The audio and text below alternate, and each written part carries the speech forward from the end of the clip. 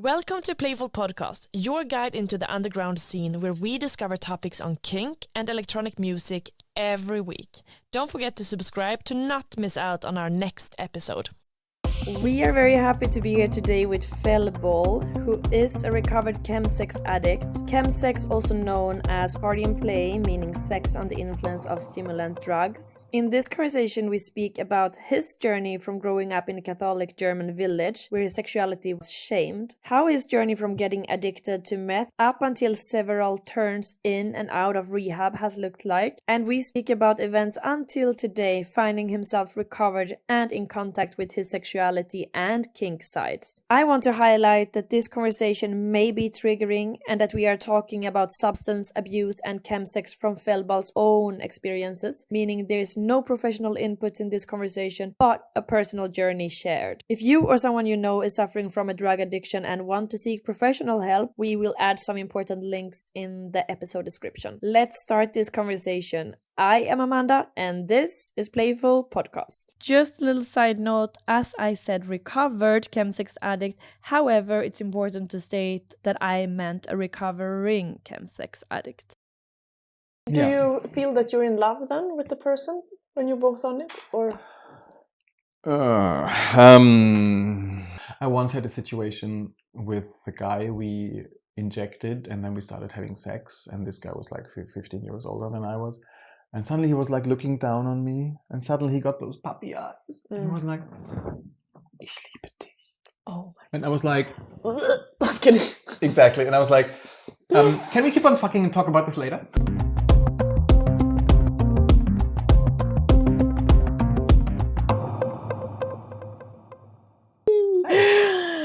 Fellball, I'm so happy to have you here at Thanks Playful Podcast. It's super nice to see you, even though it's the first time we meet. Yes. But it feels like we had a conversation before. Yeah. And some friends in common. That's true, yes. Anyways, we are gonna speak about some serious topics today. And it's gonna be about chemsex. Yes. Could you start explaining to the people who don't know so much about it, what it means or what it is? Yeah, so chemsex is the European name for sex under the influence of chemical drugs, chemsex. In the States, it's called PNP, party and play, and in Britain, Party it's and usually play. Yeah, Ooh, that sounds so fun. right. And in Britain, it's called H&H, high and horny. Yeah, High and horny. yeah, and here it's called chemsex. Actually, nowadays it's called chills. That's the parties. They're called chills. Chills. That sounds. Yeah. I mean, innocuous. The person who came up with these expressions must love it.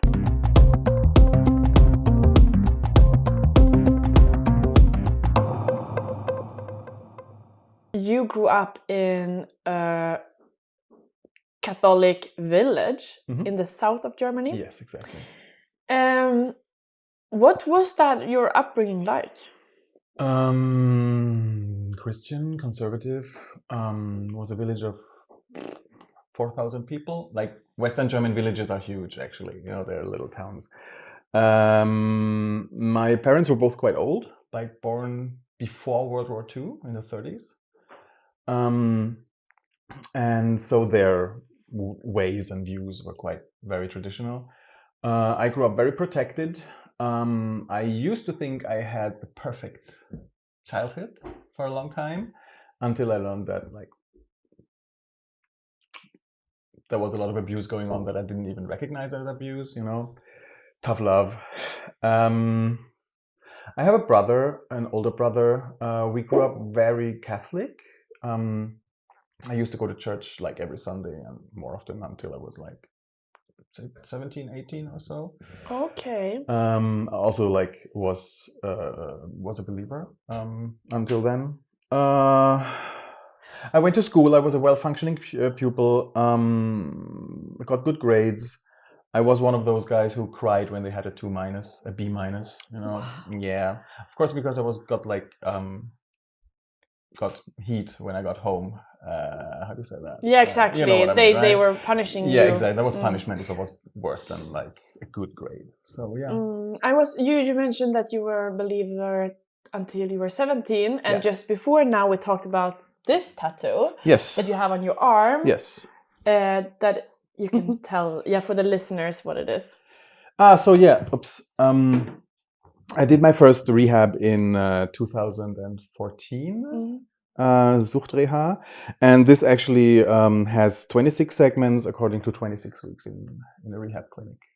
Exactly, and when I saw it, because it looks like it's crosses like on the sides, so I was thinking, I wonder if there's a meaning behind it. Actually, no. So the crosses they're just a pattern. They're not Christian at all.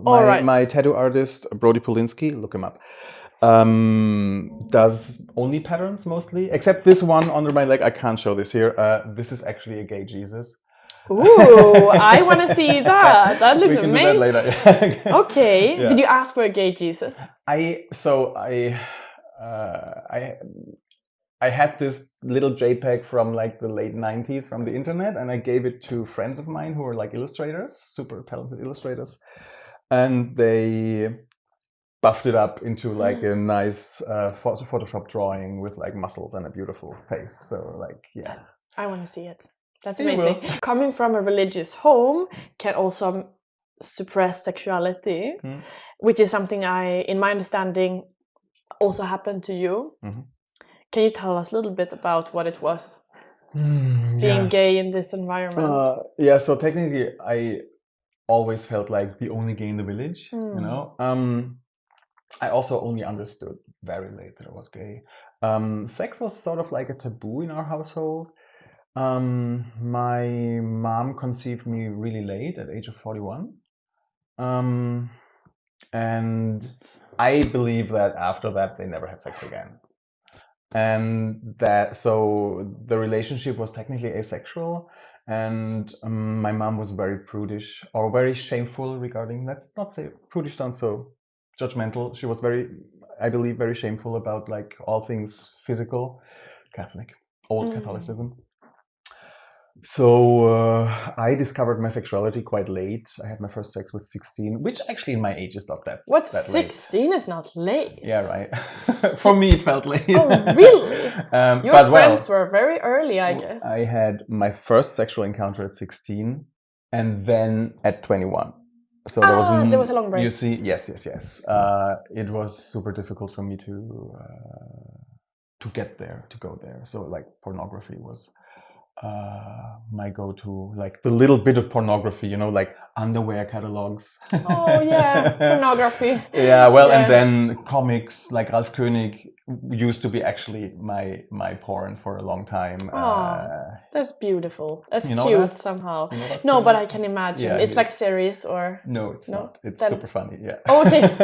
I can send you a link. Yeah, but it's pictures or is it moving? It's film? It's a comic, no, like a book. Yeah, exactly. Books, yeah. So okay. Yeah, please. Yeah. Okay. And I had my first relationship at age 21, and then I started having like regular sex. Well, I also, not fully true, I also discovered like the internet and Gay Romeo, nowadays Planet Romeo or Romeo, as a dating app or platform, not app back then. And I slowly started like meeting guys. It was super difficult in the beginning, and it wasn't nice in the beginning because I just...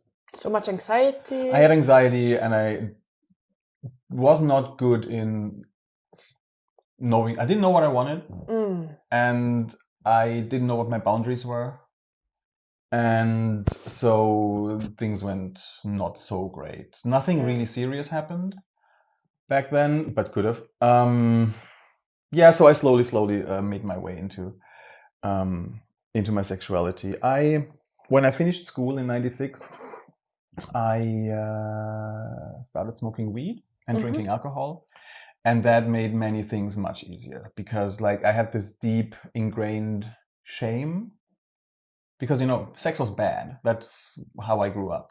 Exactly. Sex is dirty. Sex is nasty. And even between straight couple. Exactly. So then the extra layer. Yeah, I remember I once wanted to record a movie on television late in the late program, and I programmed the VHS recorder wrongly. And I checked in the next morning and it was the wrong channel. It was RTL and they still had that soft sex programs running in the evening. And my mom entered the room and she started yelling at me like what dirty, nasty things I was watching in the early morning and so on. So yeah, a lot of shame and a lot of... just a feeling that it's wrong. Exactly. To have sexual feelings. Exactly. That's I think it's so freaking sad. Yeah. I really, it's something that, it makes me furious actually. Yeah. Well, I was 19 in the last year of school when I realized I was gay. But I had sex with the little brother of a friend of mine in the village back when I was 16. But still, it's just a phase. Of course, it can be only a phase. I'm just trying the waters. Exactly. I will be straight, I'm sure, at some point. Wow. Yeah, and then I fell in love with a guy who was in my driving school, who was a year under me, and it was super dramatic because he had his first girlfriend like right a week after that and started like making out with her in the schoolyard, and I was like crying in the schoolyard into the ears of my best female friend. Hurtful. Turned out she was crushing on me, so it was also crying then. It was a total clusterfuck, exactly. Oh my god. Like high school. Yeah, high school drama. Oh yeah. But then, if I'm not jumping ahead now, but then you got, you started working in the creative field and you decided, you got a job in Berlin, you moved to Berlin. We just jumped like almost 15 years. Oh, fuck. So, but I can make it short. So I found weed when I finished school and that was my go-to drug. So when having sex especially, or always. Like I was a total stoner. I moved out from at home and it was a stoner shared flat, so it was all a bit dirty and and I used to smoke the weed from morning to evening. Nowadays I understand it was self-medication for like depression and trauma stuff. And the trauma, so the complex trauma, that's a complex topic, involves a lot of shame. So I self-medicated a long time. I smoked pot permanently, and I drank on the weekends. I had 3 relationships in the following, actually 4, in the following years. They lasted longer and less long. I mostly had sex stoned, or on the weekends drunk, but it wasn't that I had to get drunk to have sex, but I was permanently stoned anyway, so I had sex mostly stoned. I also tried to quit smoking the weed several times. Because you felt it wasn't, like you could see that you were using it for wrong, or like why? Because people told me that I was smoking too much. Okay. Because maybe the coughing got too bad. I mean, because I felt like I was not living my life to the extent that I maybe had the potential to. It wasn't the weed; it was the trauma. Yeah. It was the weed that actually made it bearable. Staying like anxious at home. It wasn't me being a lazy stoner lying in bed because being a lazy stoner. It was me stoning because I had terrible anxiety, and it took me until 2 years ago to understand this. So it's a really long journey. It's a long journey, yeah. Dealing with emotional. Yeah.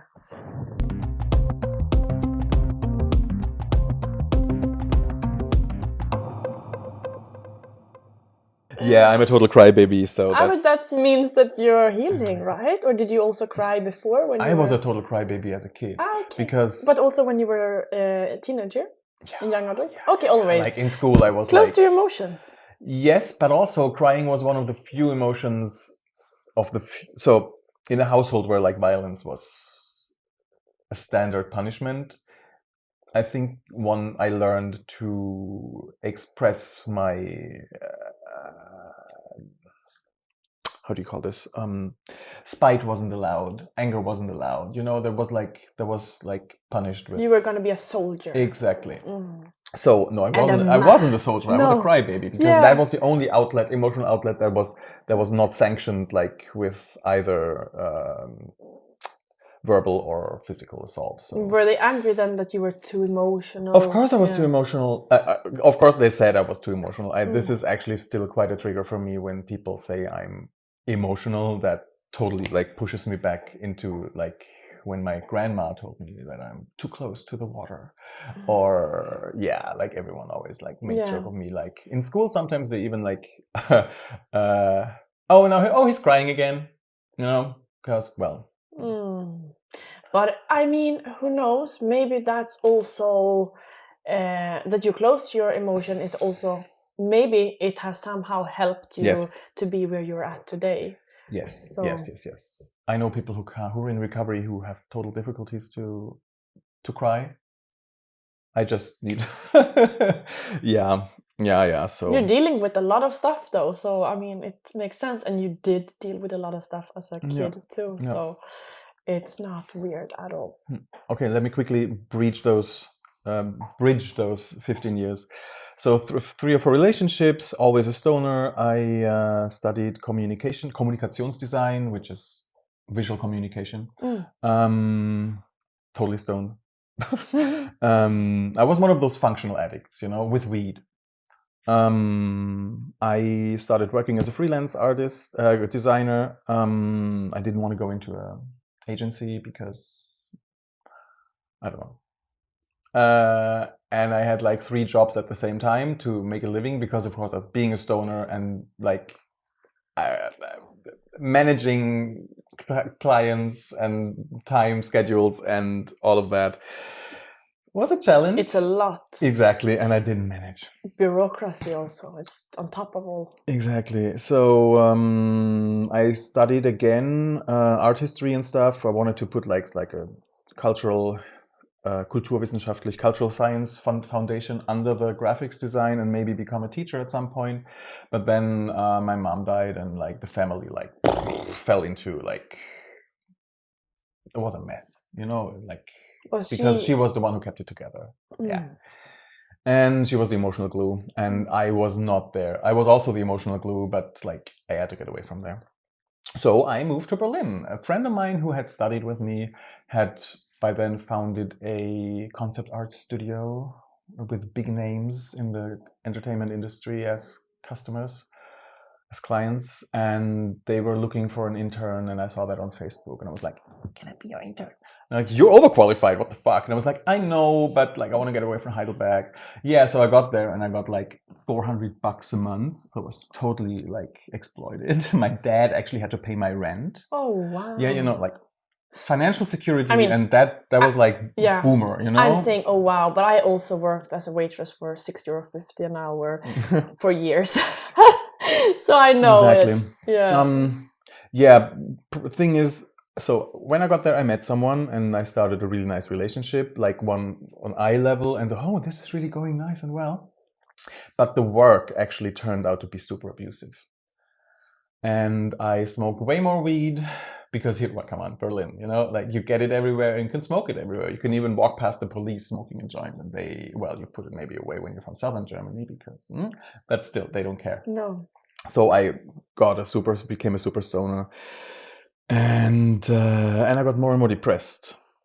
And was it conflicts at workplace also like that? The boss was a bully. Fuck. Yeah, a total bully. He bullied everyone. That's horrible. That it also like some people can have a distance, but work is so big part. Like it's 40 hours a week or whatever, exactly. And it can really suffocate exactly. you. And he wanted me to work night hours, of course, because like, aren't you dedicated? You're not doing enough. Because we're friends. Aren't you dedicated? Oh, I'm touching the mic. Yeah. And I also never see my child. And because he used to be a friend. He said, or you have a child. He said, I don't know. No, I was he said, I never see my child, so why should you see your partner? And as we had been friends before, like, I totally let him do that because it sort of reenacted my upbringing in a way with all the bullying and the emotional and verbal abuse, you know. And not feeling enough. He at some point called me the F word at work, and I went like a fuck. No, a faggot. Oh, a faggot. Sorry, I was like F word because no. Yeah, I didn't want to trigger anyone, but yeah. yeah. So and I, yeah. So after That's 1.5 years, I was I'm sorry. really, yeah. After 1.5 years, I was really fucked, and I saw online a profile. Now we're coming to the spicy stuff. On Romeo, I found this guy who was advertising more or less chemsex meth. Advertising on gay Romeo? No, he was like advertising how great it is. On you gay will Romeo. never want to go back. It's so amazing. Yeah. That's Also, crazy to be able to have it in the profile. But I mean, there was no algorithm like AI exactly. then. So. Yeah. Also, gay porn culture also started like there was one porn film called Slammed. Slamming is the term for IV consumption of chemical drugs. Shooting up. There was this film called Slammed, which totally glorified the sex of like being fucked, totally like blown away on meth, and that totally fascinated me because I had started to do sex on substances or to add other stuff to the weed, and of course it was awesome because it made me forget my troubles. You know, it was awesome sex, like, and a great blowout from all the shit that was going on in my life. Relief. It was a relief, exactly. Yeah. I went to that guy. I took 5 puffs from his glass pipe, and then we had sex for like 8 hours. 5 puffs sounds like a lot, is it? Like it's like 5 puffs from a joint, like or So from a cigarette. Yeah, but I mean, no, I mean the strength of it. Was it like? Is it a lot? So I think I did 5 puffs within 2 hours. Yeah. It's not that I went. No, and then like. But I got super horny immediately, and then we went at it, and we had like sex for 9 hours or so. And this was meth. That was crystal meth. Yes, exactly. Yeah. And immediately I was like, this is the best sex I ever had because the sensations were so intensified. The next day, I had my first craving. The next day, I realized I was craving meth as much as craving tobacco after being a smoker for 15 years. Wow. And I was like, oh fuck, I should really, no, I didn't, like every healthy person would be like, oh God, I'm never going to do this again. This is dangerous. And I said, I'm going to do it not so often. Yeah. I should do it in big distance. You know, I was already an addict, you know. Oh, so it was normalized through. Yes. Yeah. Through so many. Exactly. Yeah. Yeah. So I. Did you keep on dating this person or see this person? No, I think I only met him. He wasn't. I think his kink was probably like getting people hooked. There are some of those fuckers. Yes. Really? Yeah. What? Because they feel that. Yeah, I guess it's some kind of. That's weird. Yeah. Then I also told my then partner, the guy I met, who was really cool. He was American. He had experiences with this stuff over 10 years already. He was one of the few people who could control the use. But he had also seen people die of it back in the States, you know. So I hadn't, you know, I've seen glorified porn and had good sex. So it happened that we did it together sometimes. But like in super big intervals, like the next time was like 6 months after, like around Christmas. You didn't do it? No. I actually I didn't. You held back. Yes, and then around Christmas, and then the next time around Easter, which was less time. And at Easter, I took a lot, and I went to a huge party. And after that, I had the first come down, I guess, from the stuff, because you know it totally like burns out all your dopamine, so your motivation is gone, and like you're totally like it. Yeah, you're like it's not a blue Tuesday, it's a blue 2 weeks. Fuck, and you were still at the same job, or exactly. Oh, the next week I had a panic attack. Yeah, the first one in your life, or well, I didn't even know that it was one. No, you were like, I'm dying. I was like, I can't go back there. Like, it is so terrible in this job, which is true, that I can't go back there. So in a really weird, how how do you say that, in a really weird Aktion. I went there by car with my partner and we grabbed my computer. It was my private computer that I had brought to the company, who had paid me like a couple of bucks. So, I was super supportive to them. And we grabbed my computer and I left like I'm never coming back. It's so this abusive place a note. Yes, to the boss or to everyone. To the boss. Yeah. To everyone. Oh yeah, you left on the table. Yes. And my doctor put me on sick leave with acute stress reaction, and then I was fired while I was sick. Is that illegal? Was I in a place to do anything? No. Also, they made me sign an annulation contract. Oh fuck. Fun part. I was the one who fixed the annulation contracts for all the abused employees before me. So I was so fucked in the head that I didn't even see that. You were the soldier that your parents wanted you to be as a kid. In a way, exactly. Yeah. Well, yeah. A therapist called it ethical abuse, actually, to be made things like exploiting people, like helping someone exploit people. Yeah. And then I was on sick leave for a long time, depression. And unfortunately, getting the money without having to work also opened the door to more drug use. Classic, so it was sort of like a vicious circle, a trap sort of the social system. I see this happen to some people. Shortly after that, in summer 2013, I started using IV intravenously. 30. How old were you? I was 2013. I was 36. 36. Yeah. Yeah.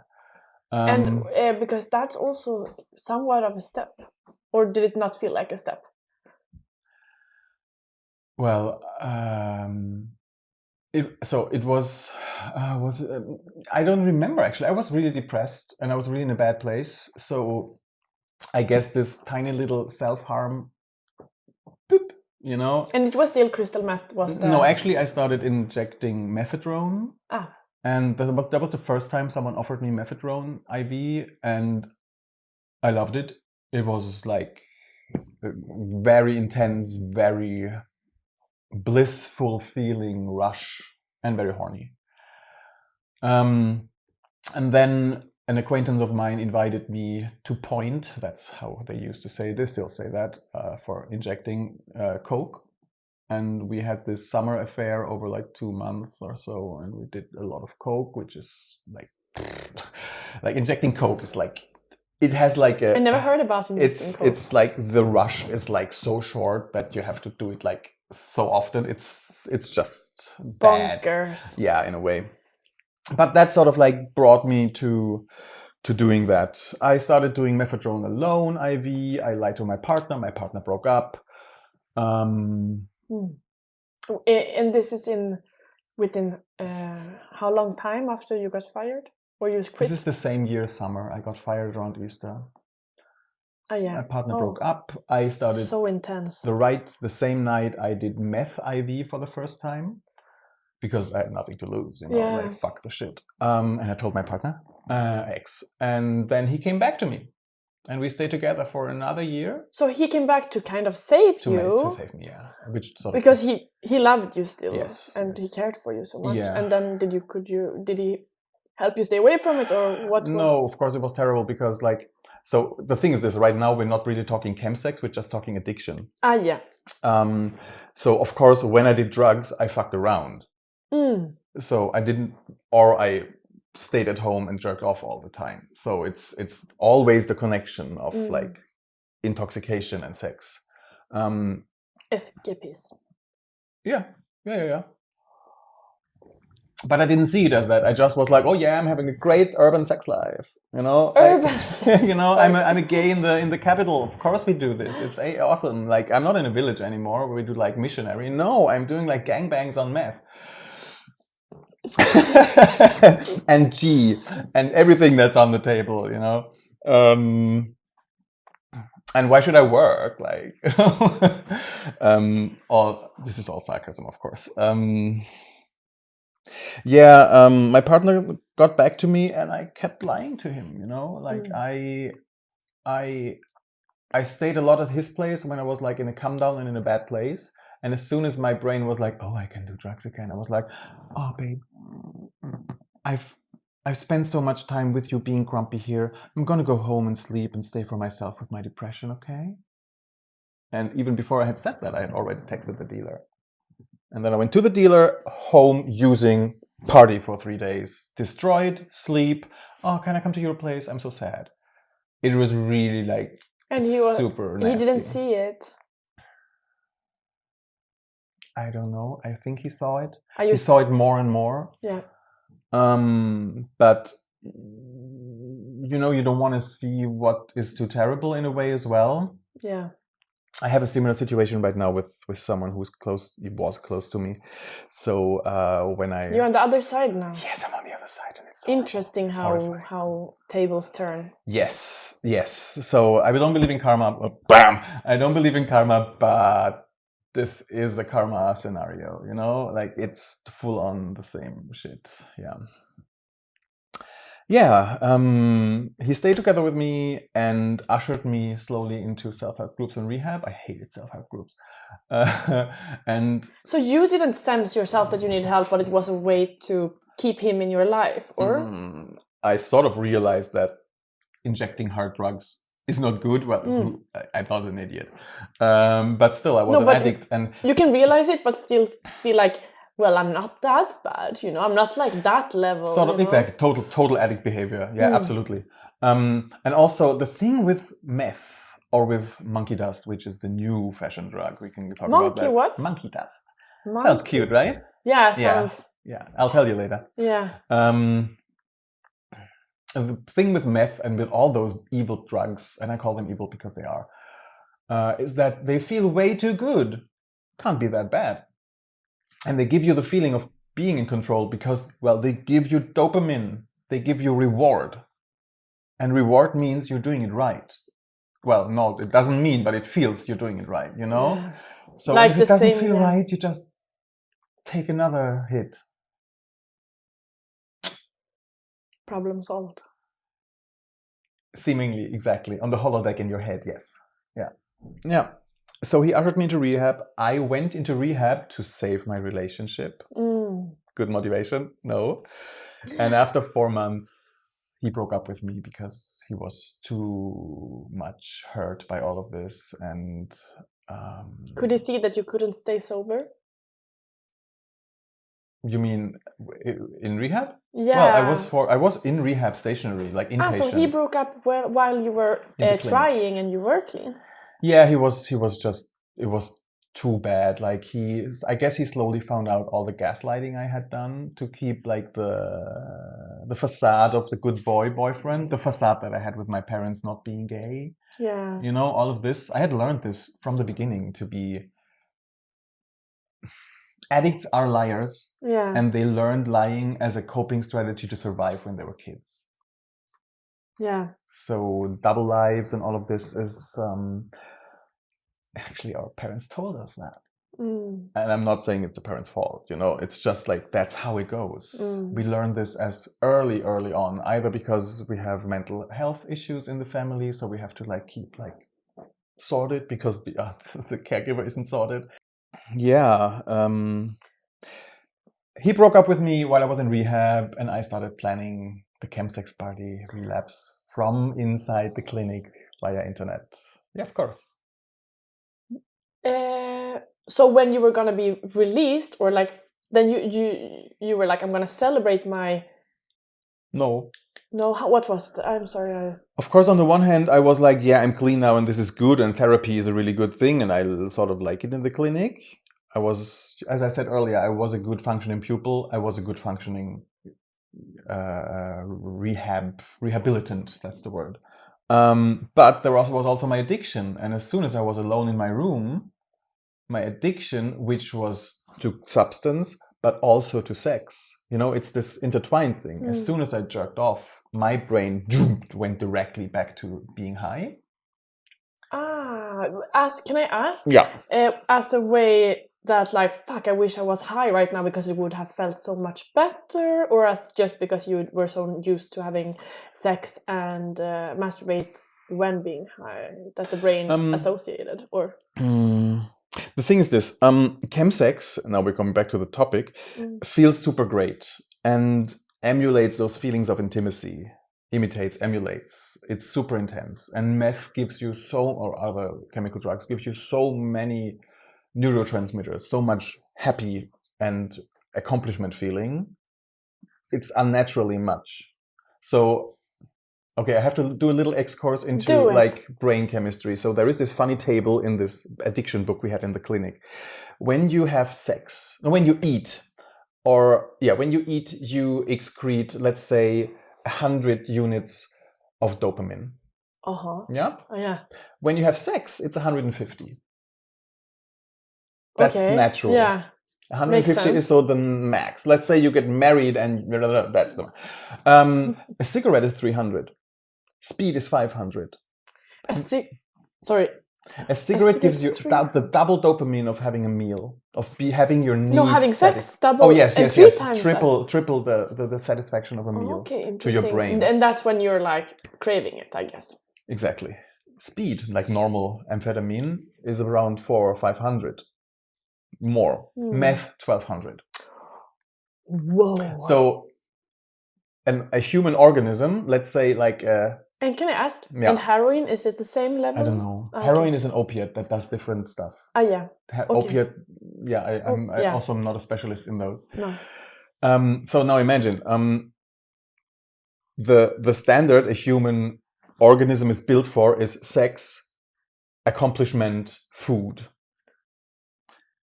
Imagine like a Neanderthal or like an early Homo sapiens chasing a mammoth through the tundra in the Ice Age over 5 days in his clan. They hunt it down, they tear it home, drag it back home into their cave, they eat it, they party, and they fuck. 250 points. They will never forget this. Aye. Never. Is that 250 or 300? I think that is meth. You think that is so 1200? One time crystal meth is for the brain an awesome memory, much more than the most awesome thing you can have naturally. Yeah. You will always want to go back there. So yeah, and if this now is connected to your sexuality, it needs something for the sexuality to be activated in a way. So this is really, it's a very entanglement that is, I don't find the English word, teuflisch in a way, you know. It's a very dangerous entanglement of sexuality and drugs, because sexuality is it's a bodily function. Yeah. So it's like eating or breathing in a way, you know. It happens. You get horny by some impulse from the outside, and if this now triggers your addiction, your craving, and if the craving is so strong because the substance gives you like heavenly bliss, you will always go there when you get horny. And I did go into an autopilot in 2013, and also after the rehab. So this and it was never addressed because chemsex wasn't really a term in 2014. It just came up in London. Dean Street started, that's like a counceling center in London, a very big gay queer. And neither was the monkey dust. Monkey dust, I think, is. You heard of bath salts, right? No, really. That's some sort of like chemical research drugs where they produce them in some laboratories, and monkey dust is an interesting substance because it combines, what I've heard from friends who've done it, it combines the extreme inhibition and feeling of accomplishment of meth with the euphoria of MDMA, ecstasy, with the dissociation from physical and emotional pain of ketamine. So you're awesome and horny, you're super happy, and nothing else matters. I had someone call me and invite me to a chemsex party some time ago, while they were high because they were still fucking stupid on monkey dust that they forgot that I'm a recovering addict. Imagine. And what did that trigger you, or how do you? I got super angry and I yelled at them. Yeah. Okay. And But that's better than, feeling like maybe I should. Or right now I'm at a point where I don't get easily triggered, and when I get triggered, I do have internal tools to sort of swipe the trigger away. Actually, that's my metaphor. I'm swiping it away. Yeah. Okay, wait. I just remember we didn't hear about the party you planned in rehab. Yeah. So while I was in rehab, still there was this guy, quite gnarly and like druggy, and only sex on drugs, and probably either a dealer or connection to a dealer. I found those guys always very attractive when I was like using. Something, I don't know what it was, but it just had something. Right. Okay. And so I started contacting this guy, and he found the idea super hot that I was just still in rehab and was planning this with him and like giving me a big bang like when I get out, Bang. Fly on your, or like surf on your big wave that was in a way, up. Exactly. Yeah. We even filmed that. Uh-huh. Yeah. Nothing you watched today. No, I deleted all of that stuff. Yeah. It's a thing, like people on like Chemsex, people love to film themselves. Because they feel so hot?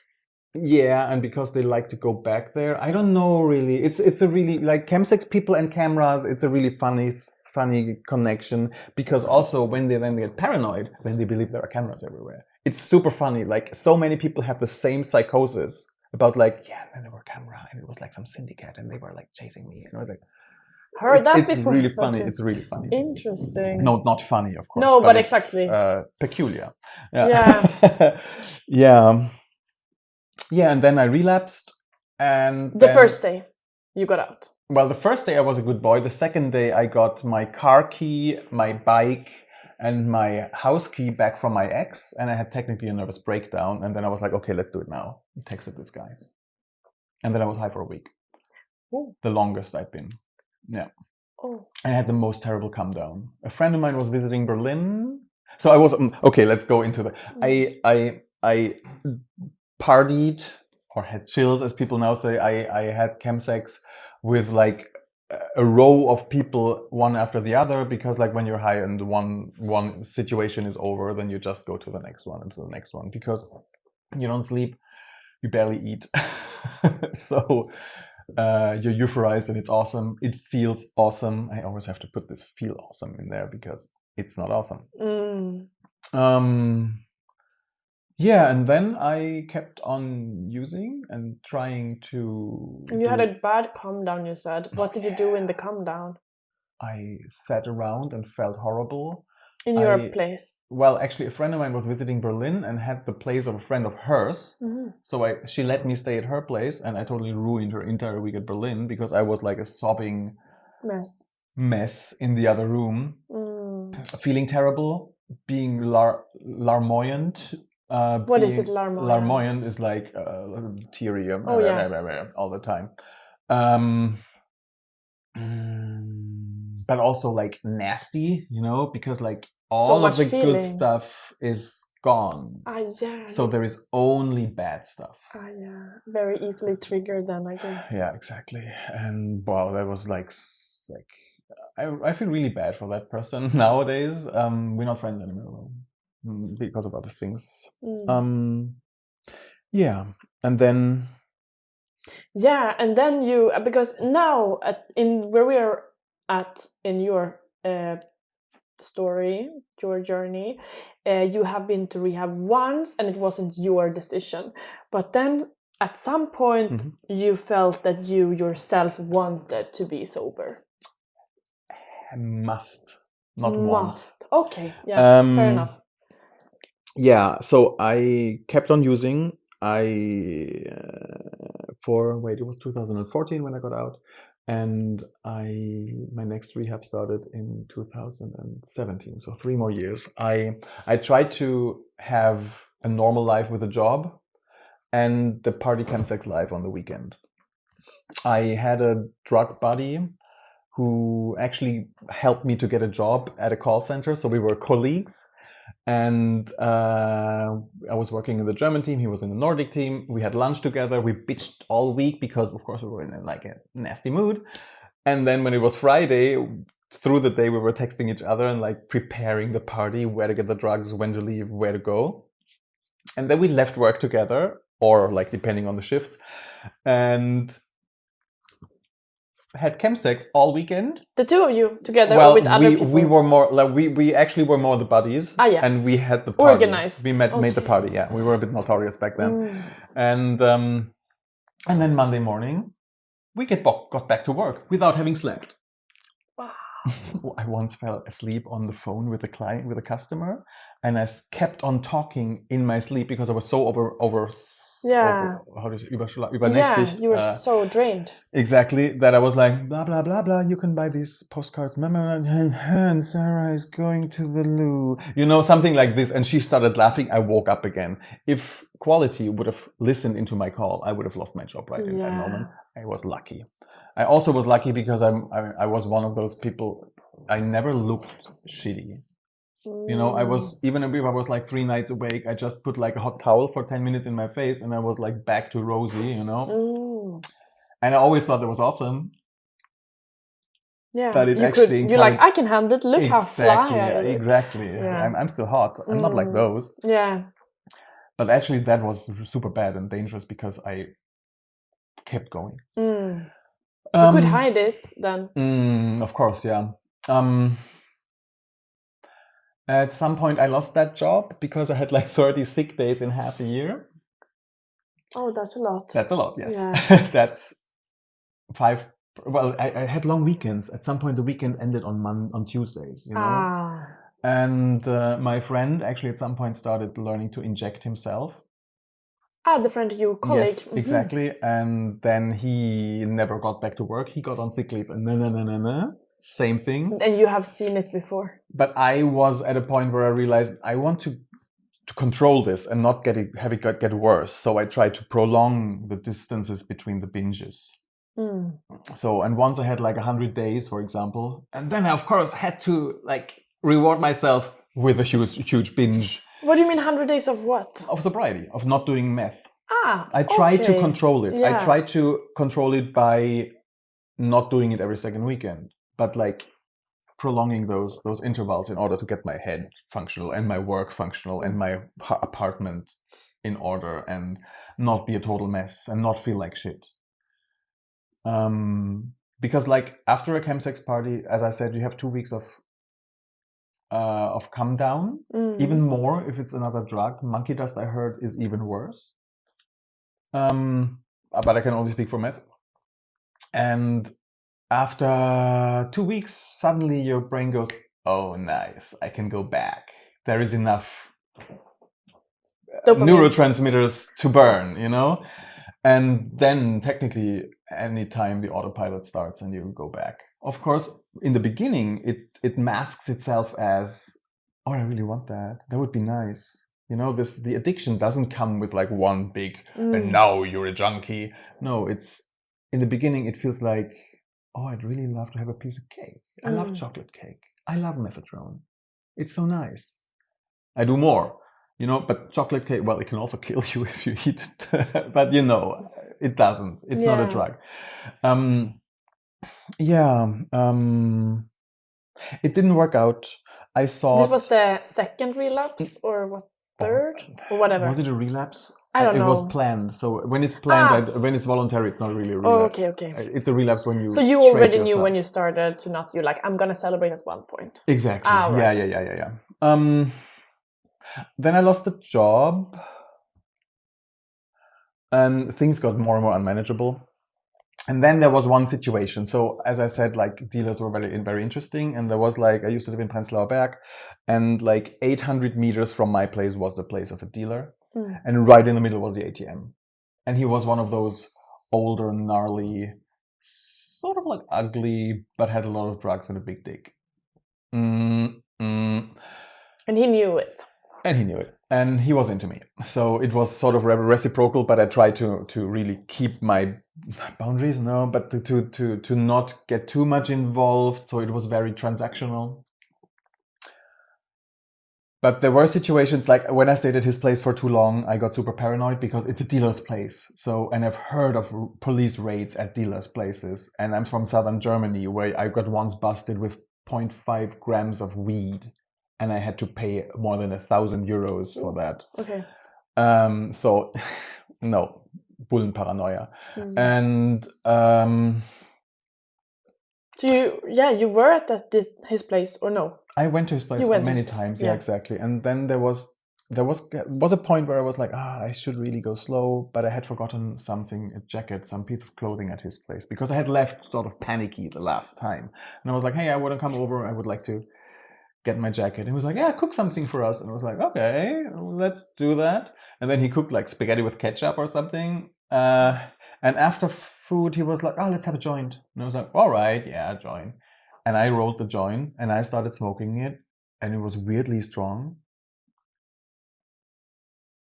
And then he turned on the television set. And that porn slammed that I had spoken earlier was running like, ooh, what a coincidence. And probably the weed was laced with meth. Yeah. And I was like, okay, let's use. And I was high for 5 days and awake for 5 days and back to psychotic thinking. And then I ran home, had my come down. And after 2 weeks, at some point, I was like, wait. I went there to get my jacket and to have food. And then something happened and I ended up high for 5 days. So it is something between sexual exploitation and rape. Interesting. Definitely, I did not make the decision to stay and to have sex with him.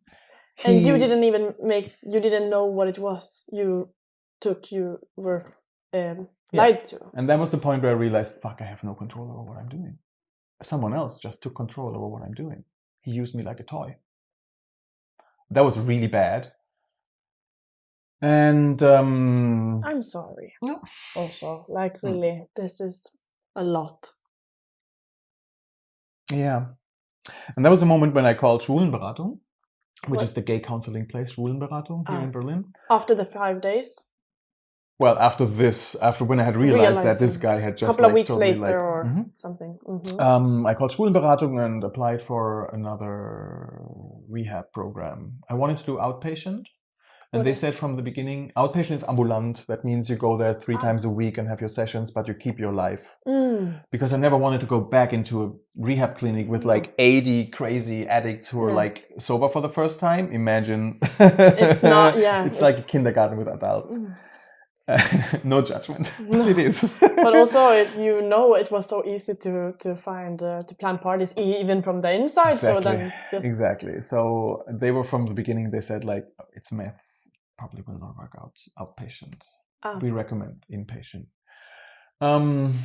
But the beginning was easy. Like I was able to stay abstinent for 5 years, for 5 months. 5 months. And I even quit smoking the weed and I quit smoking tobacco since then I'm non-smoker. Well, I do cigars now, but I didn't smoke cigarettes anymore. Then I visited my family for Easter. And after 3 days of bullying, I was like sitting in the bed staring and was totally dissociated. Went back to Berlin. I had my relapse. My first relapse after like 5. On the 1st of May. I remember I was at this guy's place and I was sure that the police would like come with ropes down the balcony, like, and smash the window and raid the place, like highly dramatic. So I called my friend, former co-worker, who's actually also Swedish, and she used to be a Swedish correction officer in a male prison, so she knows how to deal with crazy guys. And I was like, hey, I'm in this guy's place and I have a relapse and I'm psychotic. Could you come get me at 8 in the morning? And she was like, it's the 1st of May. You're ruining my only holiday this month. And I was like, I'm so sorry. And she came get me and pulled me out of there. And that was the first relapse. After the second, Schulenberatung told me that I was out of the rehab program because it's not good for the group, for the therapy group, if you relapse, because that triggers those guys, But my therapist was so great that he stayed with me. He kept contact, although I was relapsing more and more, faster and faster. because the intervals, when once the dam is broken, you just go, it's like a rubber ball, you know, boom, boom, boom, boom, boom, boom, and then you keep on using. My tattoo artist, who is sober for 25 years now, became sort of like gave me a lot of advice, and I found my ways into 12-step programs. You know what that is? It's like AA. The support of community. Exactly. Oh, wow. Yeah, so there is a big queer AA, Alcoholics Anonymous community here in Berlin, which is wonderful. It's such a colorful huge bunch of fantastic people. And I found CMA, Crystal Meth Anonymous. That's a little fellowship here in Berlin. And I started to go to those groups, which helped me a lot and gave me a lot of feeling of belonging. I still kept on relapsing. But to the end of the year, we applied for an inpatient rehab, and I went to a clinic in Cologne, close to Cologne, which has a specialization on queer people and on chemsex. So there is like, my therapy group was like mixed LGBTQI people, and there is a separate group, Lust und Rausch, so lust and intoxication. And we had this once a week, and we like could really work on the chemsex. I didn't have that at all in the first rehab. Sexuality wasn't even addressed in the first one. I did everything they told me to do, which also means I stopped masturbation because the thoughts, you know. So I really had to rewire my sexuality. Actually, I started a little art project back then. It was an accident, more or less. But I started Fuck Art. That's why my name is Fuck Art. It's on my Instagram, actually. Okay. Yeah. The conception. You saw those dick paintings? Yeah, I started to paint with my penis, and this sort of like showed me that I can find arousal in the weirdest things, and I don't need to find it in drugs. Yeah. Sort of fun and playful and like exactly creative. And I have something, you know? Yeah. I still have those in my room. So fun. I love it. Amazing. And after that, so when the 6 months were about to end, I realized, if I think about Berlin, I get a craving. I told my therapist. So we applied for a so-called adaptation, which is like an in-between rehab thing from being off into the work market. So you have to do internships and stuff, and you have your own little apartment apart from the clinic. I did that in Berlin, near Wannsee. So I spent the summer at the lake. Super nice. We're in 2018 now. And after that, I gave up my apartment in Prenzlauer Berg because it was too close to the dealer. I moved into a assisted housing for 2 years with with social workers coming and doing like counseling sessions every week, one personal, one in group. I moved into I moved into an apartment after that with another sober friend of mine for 2 years. Yeah, and now it's even 2 years later and I'm still sober. That's where I am. Ta-da! Boom, well fucking done. That's the story of my recovery, sort of part of it. Yeah, and because you said, before we started shooting this episode, you said that the Wikipedia meaning of chemsex is... It's sex on chemical drugs, and the drugs intensify the feelings of intimacy. Exactly. That's how it feels. That's how it feels. But you also said that's not your view on it. So if you would explain your view after having gone through all of this, what would you say that is? Okay. Imagine a gay boy who's grown up shameful for being who he is, for desiring what he desires, and for being a pervert who will go into damnation. You want to have sex, intimacy, but you're a monster. You're not a monster, but you feel like a monster. Yeah. So how do you get rid of all those terrible feelings that keep you actually at distance from the other person? Because sex is breaking down all the walls. When I did meth, So when I did weed before, I felt very soothed and more relaxed and without fear and all of that anxiety. So that already made it easier for me to have sex. But with chems,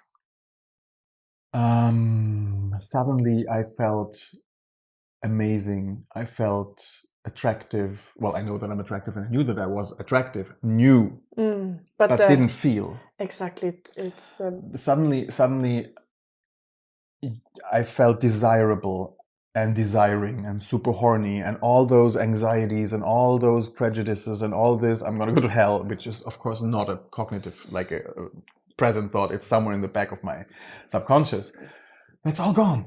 And all those inhibitions that keep me from living my freed sexual life were wiped away by the substance, by this intense rush of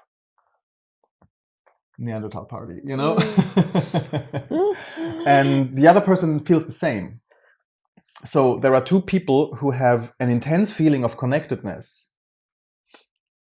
And of course, it feels like they're connected with each other. But technically, it's just like they would also feel the same if they were like alone, you know? Yeah, exactly. But can I ask, do you feel that you're in love then with the person when you're both on it? Or? I once had a situation with the guy we injected, and then we started having sex. And this guy was like 15 years older than I was. And suddenly he was like looking down on me, and suddenly he got those puppy eyes. And he was like, ich liebe dich. Oh my. And I was like, I'm kidding. Exactly. And I was like, can we keep on fucking and talk about this later? Yeah. Something like this. And I once had with another guy a very intense situation where he gave me a lot of drugs. And I was so swept away by neurotransmitters / emotions, sensations, that I actually proposed to him while he fucked me. But this is another person now. Huh? This is another person than That's the puppy another guys. person. Yeah. So I was like, "Do you want to marry me?" Yeah, that happens. Yeah. Embarrassing, but also fucking funny. You know? Yeah, exactly. Actually, not embarrassing. It completely makes sense. The thing is, when people don't understand that this is a simulation, because that's what it is. It's a fake. It's a movie that you click on play when you do the drugs, and those are so strong that you cannot distinguish between, or it's so intense that it's more intense than reality. 1500, you know. If you can't distinguish that, then you're fucked. And many people are fucked. And this is not judgmental. This is just, it's the way it is, you know.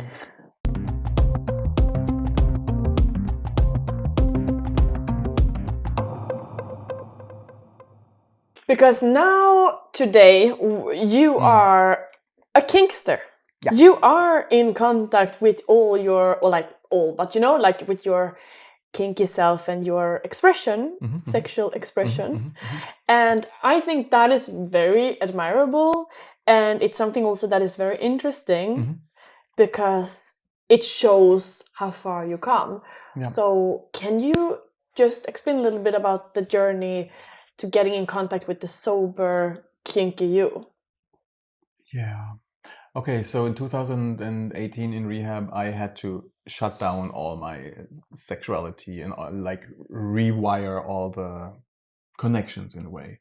I had, before I went into rehab, I had put all my kinky stuff either away. I gave toys to friends and fetish stuff, but a little core of that I kept in a suitcase in the basement. And it stayed there for 2 years. I went very slowly back to sex in general because I was super scared that it would trigger me and would just swipe me back into addiction, which was just, I knew that if I would go back there, I would be destroyed very fast because I was at a point almost of daily using. Yeah, IV. What was the difference though with this rehab? Was it your state of mind or was it the rehab you... Both. Both, okay. It was me wanting to save myself because I had reached my so-called rock bottom. I didn't want to get down further, then my mind starts going crazy and someone uses me. That was enough. Plus having lost a job, plus having lost a tooth, plus having lost one relationship in the past. Okay, let's go back to the kinky side. Yes, so I was quite scared of sexuality in general. Also, like the gay dating in Berlin, to me, that was always like on dating apps. And of course, it's super easy to find druggy people on the dating apps because you just need to look like for the letters. You know, T is crystal meth, G is GHB, K is ketamine. Nowadays they use actually emojis because you have a syringe emoji and you have like a crystal emoji, the diamond, and you have a rocket for like flying and the bang and so on. Yeah. I see. Yeah, sorry. Yeah, so I slowly stepped back into sex dating. I was super scared, so it took really some time. Then COVID came and everything slowed down. Could have been dangerous. For many people who were having chemsex, this was either an intensification. It got worse because they had these lockdowny situations and probably the dealer coming with a cab, I don't know.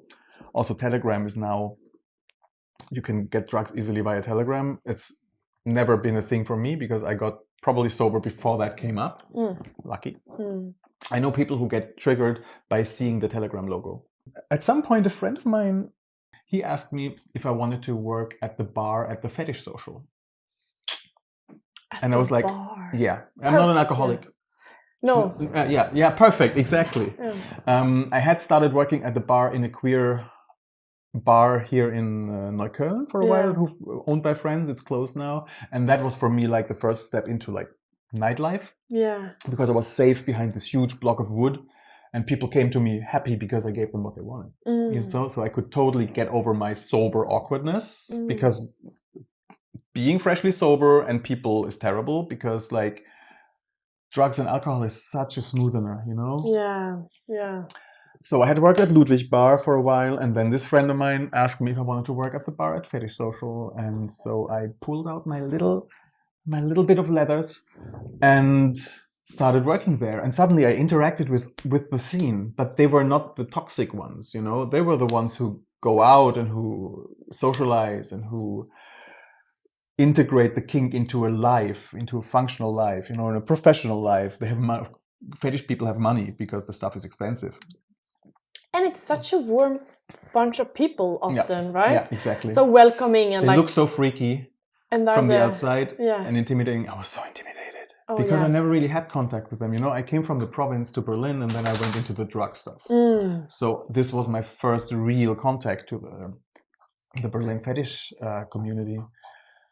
And the fun part is like, of course, like as a barkeeper, you're sort of like in the center of the group, you know, everyone knows your name and everyone knows your face. And after 2 years, I was sort of like integrated into that. Sex-wise, it took me slower. I always kept a good distance sexually. And also I flirted, but only like innocent flirting. You took baby steps. Exactly, yeah. And let me quickly collect myself. During the second COVID winter, I started playing with, I went back to playing with sex toys and I ordered on Amazon like dildo after dildo, bigger, you know, because I wanted to go back to fisting, which I did fully on drugs. That's different. How do you do that sober, you know, not even with poppers, you know. And slowly that worked. And sometime last year, actually, I had my first fisting experience sober. And it was super intense, but also super amazing. And shortly after that, I met someone. And it was quite a love affair. And the person was a kinkster and quite an experimental one.